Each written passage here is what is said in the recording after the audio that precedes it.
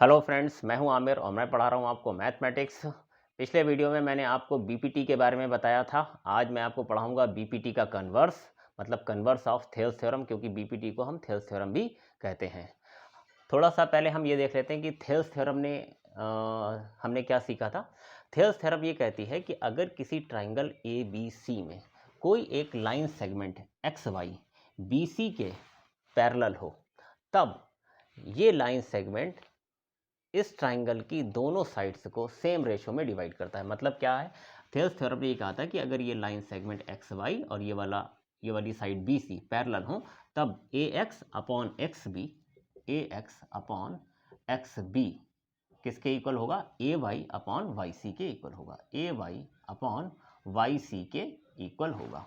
या फिर A X upon A B, A X upon A B किसके equal होगा, ए वाई अपॉन ए सी के इक्वल होगा, ए वाई अपॉन ए सी के इक्वल होगा। यह है Thales theorem. Converse of Thales theorem क्या है, अब जरा इसको समझते हैं। कन्वर्स ऑफ थेल्स थ्योरम, मान लीजिए कि ये ट्राइंगल है ए बी सी और ये कोई लाइन सेगमेंट एक्स वाई है। कन्वर्स ऑफ बीपीटी या थेल्स थ्योरम क्या कहता है कि अगर कोई line segment X Y triangle A B C की दो साइड्स ए बी और ए सी को सेम रेशो में डिवाइड करता है, तब ये लाइन सेगमेंट एक्स वाई और ये वाली लाइन बी सी पैरेलल होंगी। क्या कहता है, एक बार फिर से समझते हैं। कन्वर्स ऑफ बीपीटी ये कहती है कि अगर कोई लाइन सेगमेंट किसी ट्राइंगल की किसी भी दो साइड्स को सेम रेशो में डिवाइड करेगा, तो वो लाइन सेगमेंट थर्ड साइड के पैरेलल होगा।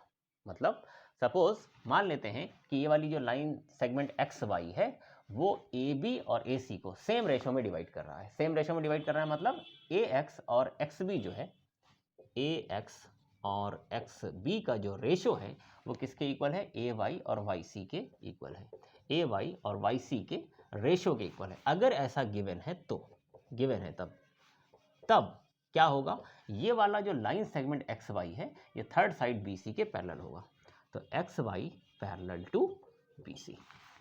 ठीक है, ये कन्वर्स ऑफ थेल्स थ्योरम है। याद रखिए, थेल्स थ्योरम क्या कहती है, थेल्स थ्योरम ये कहती है कि अगर ये लाइन इसके पैरेलल हो, थेल्स थ्योरम अप्लाई करने के लिए ये लाइन सेगमेंट पैरेलल होना चाहिए। अगर ये लाइन सेगमेंट पैरेलल हैं, तब हम कह सकते हैं कि A X upon X B is equal to A Y upon Y C. Converse of Thales theorem अगर आपको अप्लाई करना है तो आपके पास रेशो इक्वल होना चाहिए। ठीक है, तब आप ये कहेंगे कि ये लाइन सेगमेंट पैरेलल हैं। तो दोनों में डिफरेंशिएट करना सीखिए, इसमें क्या डिफरेंस है थेल्स थ्योरम में और कन्वर्स ऑफ थेल्स थ्योरम में। चलिए अब जल्दी से एक क्वेश्चन देखते हैं। ये क्वेश्चन मैंने पहले से लिख रखा है ताकि हमारा टाइम थोड़ा बचे। बहुत ही आसान क्वेश्चन है, बढ़िया क्वेश्चन है और इम्पोर्टेंट भी है। इसमें देखिए क्या दिया हुआ है कि एल एम जो है, एल एम वो बी सी के पैरेलल है। एल एम ये जो साइड है ये बी सी के पैरेलल है। एल एन जो है वो सी डी के पैरेलल है। ये वाली लाइन एल एन इस लाइन सी डी के पैरेलल है। और प्रूव हमें क्या करना है, ए एम और ए बी का जो रेशो है A M upon A B, this is equal to A N upon A D, A N upon A D. ठीक है, तो सबसे पहले हम क्या करेंगे, हम इस वाले ट्राइंगल को लेते हैं ए बी सी। ये जो ऊपर ट्राइंगल बन रहा है इसको सिर्फ लेते हैं। तो in triangle A B C, triangle A B C, देखिए थेल्स थ्योरम लगाते हैं। थेल्स थ्योरम जरा समझिए, थेल्स थ्योरम के लिए हमें क्या चाहिए होती है, पैरेलल लाइंस चाहिए होती हैं। याद रखिएगा, थेल्स थ्योरम लगाने के लिए आपको पैरेलल लाइंस रिक्वायर्ड है। पैरेलल लाइंस होंगी तो रेशो सेम होगा। कन्वर्स लगाने के लिए रेशो सेम होना चाहिए, लाइंस पैरेलल हो जाएंगी। ठीक है, इसका ध्यान रखिए। तो मैं यहाँ पर इस ट्राइंगल ए बी सी में थेल्स थ्योरम लगाने जा रहा हूँ, तो इसके लिए मेरे पास दो साइड्स पैरेलल होनी चाहिए। तो इस ट्राइंगल ए बी सी में मुझे ये बताया गया है कि एल एम और बी सी जो है वो कैसे हैं, पैरेलल हैं। तो मैं पहले लिख लेता हूँ, in triangle A B C L M parallel to B C, L M parallel to B सी।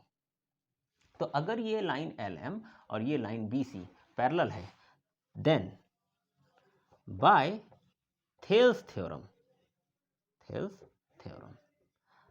तब हम थेल्स थ्योरम से क्या कहेंगे, क्योंकि लाइंस पैरेलल हैं तो रेशो सेम होगा। तो मैं रेशो क्या ले रहा हूँ, AM upon AB is equal to AL upon AC। ठीक है क्या? फिर से देख लीजिए, AM upon AB is equal to AL upon AC। तो लिख देंगे AM upon AB is equal AL upon AC। This is equation number 1। अब ये जो नीचे ट्राइंगल है ADC, इसमें भी हम थेल्स थ्योरम लगाते हैं। तो इन ट्राइंगल, यहाँ पर मैं लिख देता हूँ, in triangle ADC again LN parallel to CD, LN parallel to CD, क्योंकि पैरेलल लाइंस मेरे पास हैं तो मैं थेल्स थ्योरम लगा सकता हूँ। So by Thales theorem, Thales theorem, Thales theorem में अगर इसमें अप्लाई करूंगा तो मैं क्या लिखूंगा, AN upon AD, AN upon AD is equal to AL upon AC, AL upon AC। ठीक है, दिस इज इक्वेशन नंबर 2। अच्छा, अब इक्वेशन नंबर 1 और 2 को ज़रा कंपेयर करिए। इक्वेशन नंबर 1 में राइट हैंड साइड में क्या आ रहा है, AL अपॉन AC, और इक्वेशन नंबर 2 में भी राइट हैंड साइड में क्या आ रहा है, AL अपॉन AC। तो अगर राइट हैंड साइड इक्वल है तो फिर लेफ्ट हैंड साइड भी तो इक्वल होगी।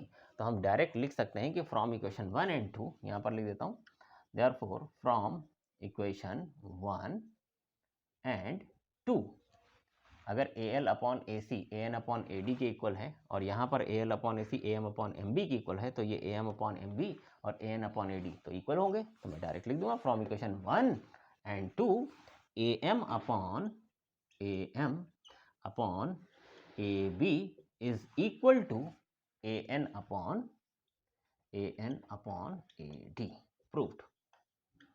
तो बहुत ही आसान क्वेश्चन है, मेरे ख्याल से सभी को समझ में आया होगा कि ये कितना आसान क्वेश्चन था, और ऐसे ही आसान आसान क्वेश्चन है भी।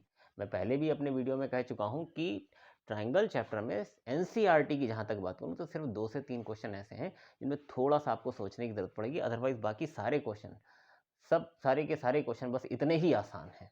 तो आप बिना किसी टेंशन के इनको एक एक बार देखिए, थोड़ा सा प्रैक्टिस करिए और बिंदास होकर के एग्ज़ाम में करिए। ठीक है, एक क्वेश्चन और जल्दी से कर लेते हैं, इसको मैं मिटा देता हूँ, और आपको अगर इसे नोट करना हो तो आप पॉज करके इसे नोट कर ही सकते हैं। ठीक है, तो मैं जल्दी से फटाफट एक क्वेश्चन और ले लेता हूँ जो कि अच्छा इंपॉर्टेंट क्वेश्चन है। वो भी बस मैं यही कहूँगा कि एक एक बार आप लोग इनको लगा कर ज़रूर देख लें। ठीक है, क्योंकि भैया जब तक आप पेन नहीं चलाओगे तब तक कुछ नहीं होने वाला। तो एक और ट्राइंगल है मेरे पास, ये ABC, AB और C। ये काफ़ी अच्छा क्वेश्चन है, इंपॉर्टेंट क्वेश्चन है। ये एक लाइन सेगमेंट है यहाँ पर AE, और ये एक DF, D और F, और DE। ठीक है, ये इस तरह का कोई डायग्राम है, ये वाला पॉइंट F है। ठीक अब इसमें गिवन क्या क्या है, इस क्वेश्चन में गिवन है DE parallel to AC, DE parallel to AC, DF parallel to DF parallel to AE, और हमको प्रूव करना है, prove that BF upon FE is equal BE upon EC। ठीक है, तो काफ़ी अच्छा क्वेश्चन है।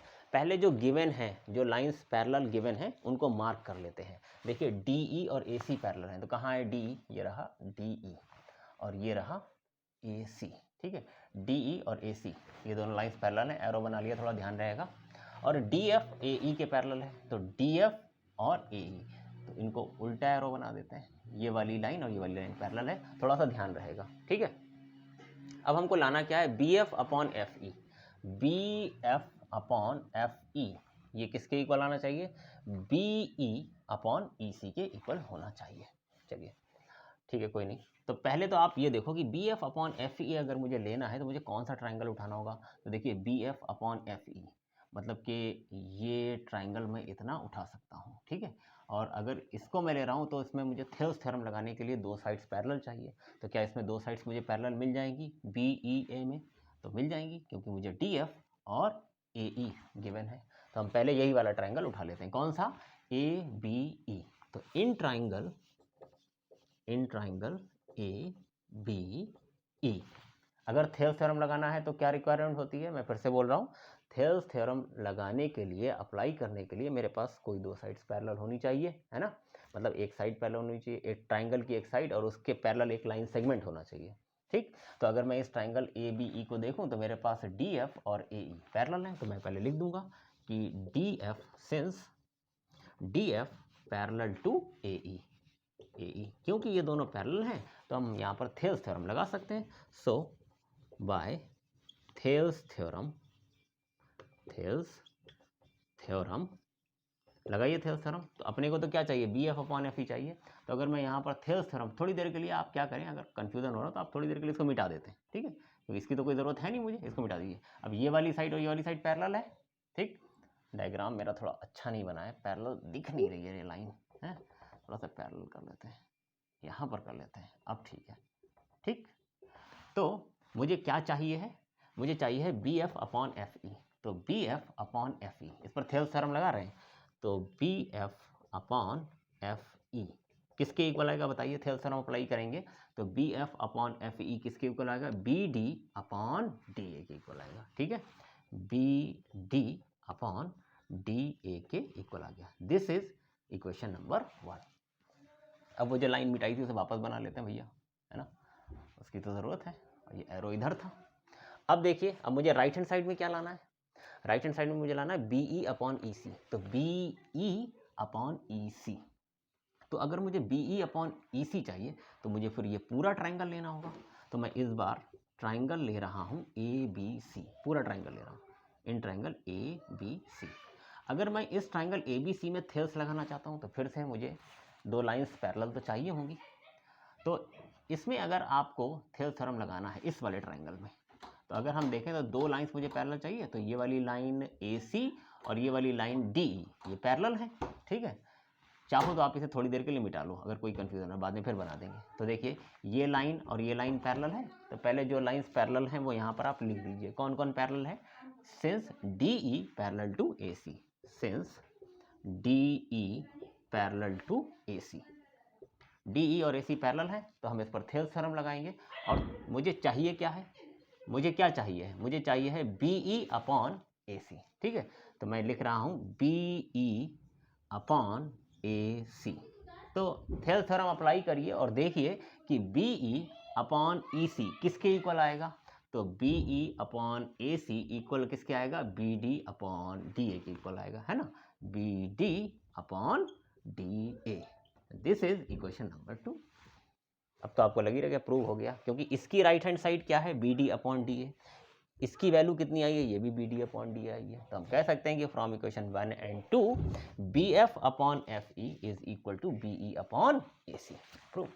तो लिख दिए, therefore from equation 1 and 2 BF/FE is equal to BE/AC। Proved. तो देखिए, ये क्वेश्चन भी बहुत ही ज़्यादा आसान था और उम्मीद है कि ये दोनों क्वेश्चन आपको अच्छे से समझ में आए होंगे। लेकिन फिर भी मैं यही कहूँगा कि एक एक बार आप इसको देखने के बाद करके ज़रूर देखिए, प्रैक्टिस करके ज़रूर देखिए। और नेक्स्ट वीडियो में मैं कुछ अच्छे क्वेश्चन आपको, थोड़े जो टिपिकल क्वेश्चन होते हैं, जो बच्चे कहते हैं हाँ ये क्वेश्चन मुझे मुश्किल लग रहे हैं, तो उन पर मैं एक वीडियो लेकर के आऊँगा। 2-3 क्वेश्चन मैं उनमें आपको करके दिखाऊँगा। तब तक के लिए good luck, bye bye, thank you.